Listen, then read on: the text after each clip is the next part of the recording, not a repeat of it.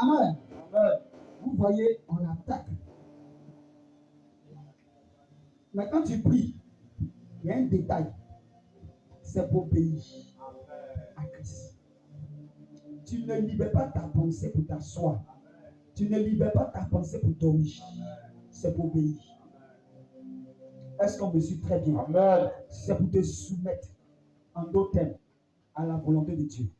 Tu vas dire, Père, Père, aujourd'hui, selon ta parole, de 2 Corinthiens, chapitre 10, verset 4 à 5, mes pensées qui ont été en captivité à cause de ma désobéissance, du péché que j'ai pratiqué depuis mon enfance. Aujourd'hui, j'entre en possession de cette parole et je libère ma volonté. Je libère mon amour. Je libère l'amour du royaume des cieux qui m'a été donné dans les ténèbres, en captivité. Je libère le fruit de l'esprit au nom de Jésus. Amen. Pendant que je parle, pendant qu'on priait, voici ce que je recevais. Il y a des personnes qui ont commencé, qui ont manifesté cela au début de leur conversion. Ça s'est prêné. C'est en captivité. Quand tu avais accepté Jésus, le zèle, l'amour, tu pouvais tout supporter, tout surmonter. Mais jusqu'à présent, c'est vrai, tu es tombé, tu n'es pas vécu. Tu as abandonné, ce n'est pas fini. Tu avais rétrogradé, mais tu sens ce désir encore en toi. Lève-toi, va servir Dieu. Lève-toi et répands tes prières sur. Lève-toi et répands tes prières sur. Tu vas dire, Père, je me lève et je reprends mes premières œuvres. Là où j'étais tombé par un amour au travers de cette prédication. Tu m'as parlé et je sors des raisonnements. Je sors des prisons.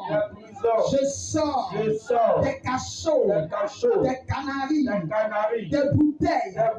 Au nom de Jésus. Pour d'autres personnes, ce sont les serpents qui ont englouti cela. Pour d'autres, ils vont donner ça à la tête englouti. Pour d'autres, seulement des eaux qui ont englouti. Tu vas dire, Père, là où les bonnes œuvres du royaume m'ont été privées. Mon Père, aujourd'hui, j'envoie l'âme fatale. Je relâche l'âme fatale pour libérer que les prisons soient détruites. Que les prisons soient détruites. Toute prison, là où mon amour a été emprisonné au nom de Jésus. La prison a un nom. Dans les prisons, on donne celui temps. Si c'est l'amour, ils vont mettre l'amour dans la cellule de colère, de haine. Ça passe pas. Plus on priait, je voyais ces cellules-là. Je voyais ces prisons-là. Amen. Et c'est comme cela. Ça fait que, au lieu de manifester ça, l'amour, tu manifestes l'autre. Parce que l'amour est emprisonné par la colère. L'amour a été en captivité par la colère, par la haine. Et donc, quand tu vois ton prochain, tu as l'impression que tu as vu Satan lui-même en personne. Quand tu vois ta soeur ou ton frère, tu as l'impression que tu as vu Satan. ton amour l'a emprisonné. Donc la haine a emprisonné cela. Toi, Dieu t'a fait juste aujourd'hui. Est-ce que tu vas tomber? Est-ce que tu vas pleurer? Tu dois te révolter moralement, mentalement, psychologiquement, pour récupérer ce qui t'appartient, pour chercher ce qui t'appartient, pour dire, remets-moi, donnez-moi mon amour, je n'ai pas besoin de vos yeux, je n'ai pas besoin de vos colères, ça ne m'intéresse pas. Tu vas dire Jésus, toute cellule maléfique, démoniaque, en ce moment, qui avait emprisonné ma paix, ma joie, aujourd'hui, cette prison, cette cellule, élève, les portes, s'ouvre, car j'ai les clés, j'ai la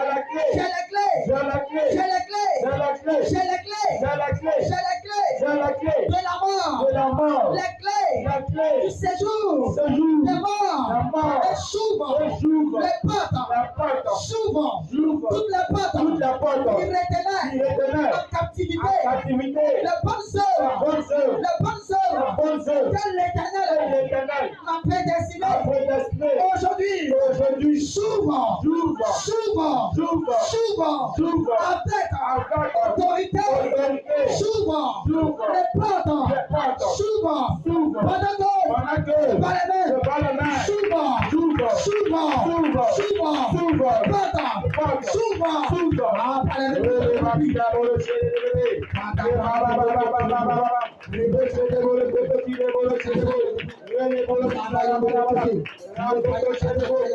par les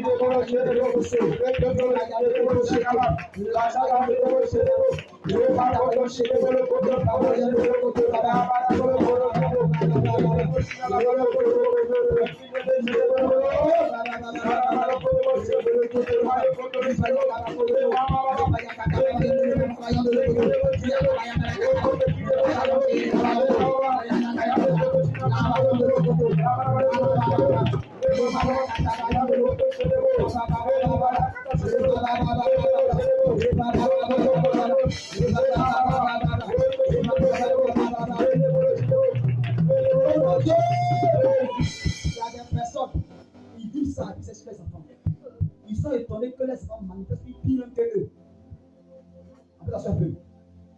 Une minute. Vous voyez, il y a des personnes, maman a ça, mais enfant là, lui est devenu maman à niveau bac dans la colère, mais enfant il est ingénieur dans la colère. Un mère regarde la fête papa. Pourquoi l'enfant a un tel niveau de colère comme ça? C'est ce que tu as produit. Amen. Donc on comprend très bien. Donc vous pouvez t'étonner que ton enfant est cela. Ou soit ton mari, peut-être il n'est pas, mais le fait qu'il est rentré en relation avec toi, colère dans ça le tuer. Or, ceux qui le connaissent disent non, ton mari n'est pas comme ça. Tu as transporté quelque chose. Vous comprenez? Donc le spirituel domine le physique. C'est pas à discuter. C'est clair et c'est net. Donc si tu es dans un tel cas, il faut te séparer. Et puis, il ne faut pas être étonné que quand tu fais une telle prière, homme de Dieu, et puis tu vas voir ta joue c'est rose, on t'a parlé mal, et puis tu vas sourire. Même si on t'insulte, que ce soit un enfant qui le regarde, il faut le prier.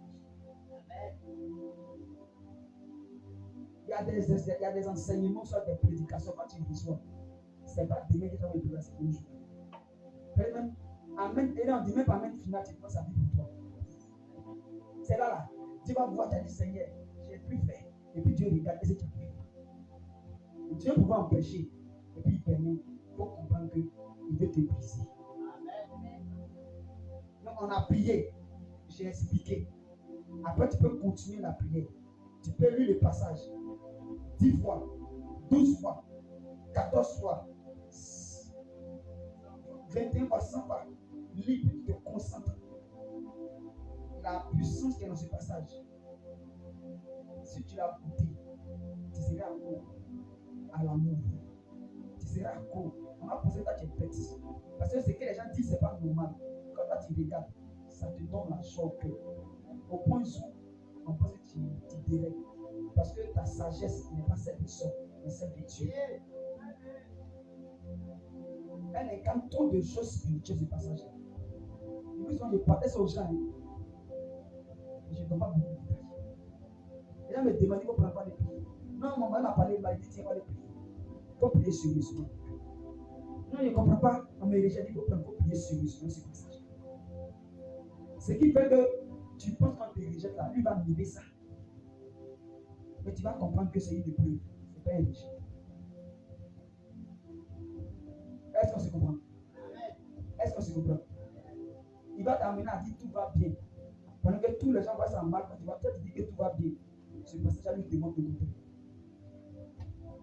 Tu vas dire Jésus, ayant reçu ta vertu, aujourd'hui, chante dans la révélation. Et je marche par l'esprit. J'accomplis les œuvres que Christ m'a prédestiné. Je surmonte les épreuves. Je domine sur le mal. Je triomphe des œuvres des ténèbres. Car l'Éternel m'a établi au-dessus. Et il fait de mes ennemis mon marche-pied. Quand je me lève, je marche sur les œuvres des ténèbres.